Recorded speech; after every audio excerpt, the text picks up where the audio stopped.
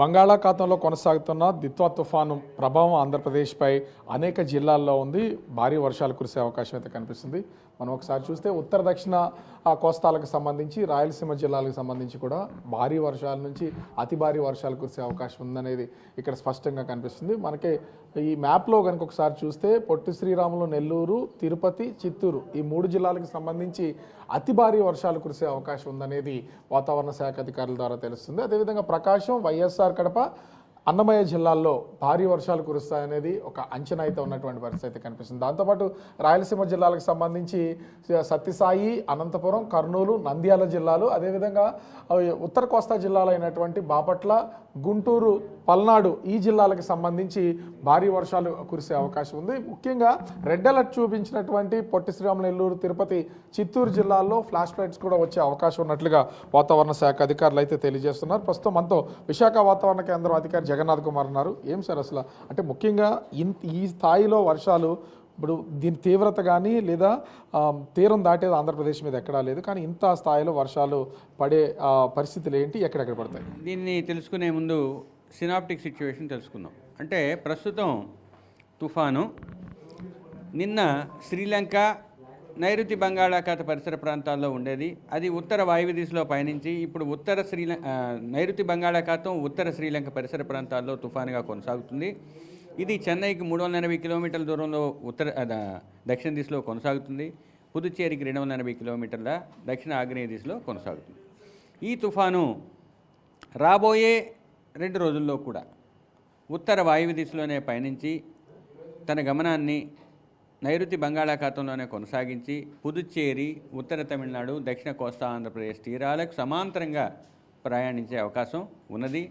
ఇది తీరానికి ఈరోజు అర్ధరాత్రికి 60 కిలోమీటర్ల దూరం, తమిళనాడు తీరానికి 60 కిలోమీటర్ల దూరంలోనూ, రేపు ఉదయానికి 50 కిలోమీటర్ల దూరంలోనూ, తుఫాను యొక్క కేంద్రం రేపు సాయంత్రానికి వచ్చేసరికి 25 కిలోమీటర్ల దూరంలోనూ కొనసాగే అవకాశం. అంటే ఏంటంటే ఈ తుఫాను కోస్తా తీరానికి సమాంతరంగానే ప్రయాణిస్తుంది. అంటే ఈ తుఫాన్ తీరం దాటే సమయంలో ఈ దక్షిణ కోస్తా తీరం మీద ఎట్లాంటి ప్రభావం చూపించే అవకాశం ఉంది? ఈదురుగాలు ఏ మోస్తరులో వీచే అవకాశం ఉంది? తుఫాను తీరానికి సమాంతరంగా ప్రయాణిస్తున్నప్పటికీ దాని యొక్క క్లౌడ్ బ్యాండ్స్ తగిలే అవకాశం ఉంటుంది. కాబట్టి ఈ ప్రాంతాలలో ముఖ్యంగా దక్షిణ కోస్తా, ఆంధ్రప్రదేశ్, రాయలసీమ, తమిళనాడు ప్రాంతాల్లో భారీ వర్షాలు, గాలులు కొనసాగే అవకాశం ఉంది. ముఖ్యంగా కోస్తా జిల్లాల్లో, దక్షిణ కోస్తాలో ఈరోజు పలు ప్రాంతాలలో, రేపు ఎల్లుండి అత్యధిక ప్రాంతాల్లో తేలికపాటి నుంచి మోస్తరు వర్షాలు పడుతూ 4వ రోజు తర్వాత క్షేత్రీయ విస్తృతి తగ్గే అవకాశం ఉంది. ఉత్తర కోస్తాలో ఈరోజు 1-2 ప్రాంతాల్లో, రేపు పలు ప్రాంతాల్లో, ఎల్లుండి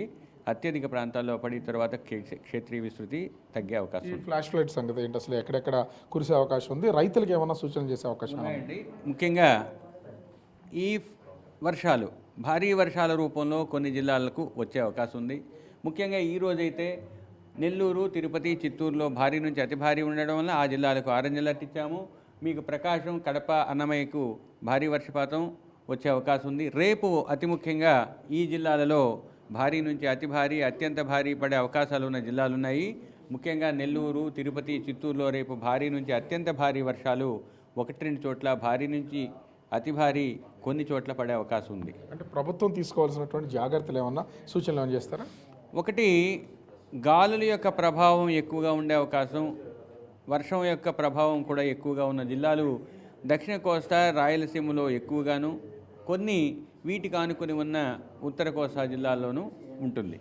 ముఖ్యంగా దక్షిణ కోస్తా జిల్లాలైన నెల్లూరు, తిరుపతి, చిత్తూరు, వాటికి ఆనుకొని ఉన్న అన్నమయ్య, కడప జిల్లాల్లో 1-2 చోట్ల ఆకస్మిక వరదలు కూడా సంభవించే అవకాశం ఉన్నందువల్ల వీటికి తగ్గట్టుగా చర్యలకు ఉపక్రమించాల్సిందిగా అధికారులకు తెలియజేయడం జరిగింది. ఈ వాటర్ రేవులు ఏమన్నా సిగ్నల్స్ ఇవ్వడం జరిగింది?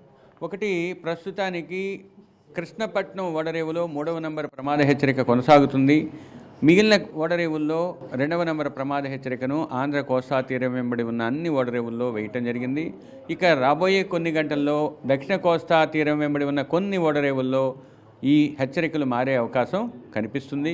ఇక తీరం వెంబడి, తీరం ఆవల, ఎదురుగాల్లో 3 రోజులు కొనసాగే అవకాశం ఉంది. ఈరోజు 50 నుంచి 60, గరిష్టంగా 70 కిలోమీటర్ల వేగంతో ఎదురుగాళ్ళు దక్షిణ కోస్తాలో వీస్తున్నాయి.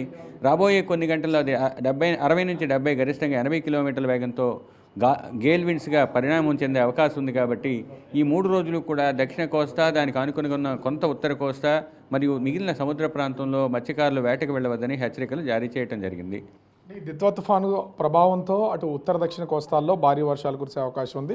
అధికారులు కూడా అటు ప్రజలను అప్రమత్తం చేయాల్సినటువంటి అవసరం ఎంతైనా ఉందని విశాఖ వాతావరణ కేంద్రం అధికారి జగన్నాథ్ కుమార్ చెప్తున్నటువంటి పరిస్థితి కనిపిస్తోంది. కెమెరామెన్ రాముతో రాజు బిగ్ టీవీ, విశాఖపట్నం.